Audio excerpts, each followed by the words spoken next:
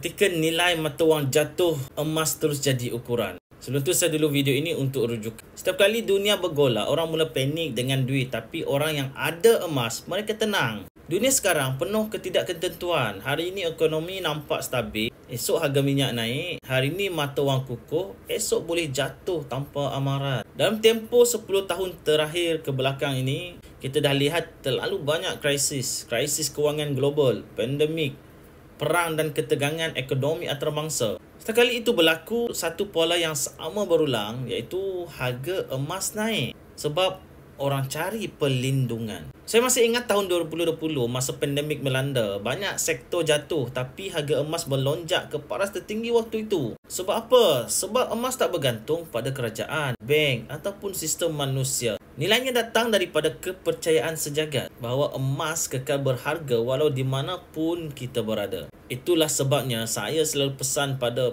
penyimpan emas yang baru. Bila kita simpan emas, kita bukan bersaing dengan sesiapa. Kita cuma melindungi apa yang kita dah usahakan. Bila ekonomi goyah, emas kukuh. Bila mata wang jatuh, emas naik. Bila dunia tak pasti, tak tentu, emas jadi pelindung yang pasti. Tuan-puan, kita tak tahu apa yang berlaku tahun depan, tapi kita boleh bersedia dari sekarang.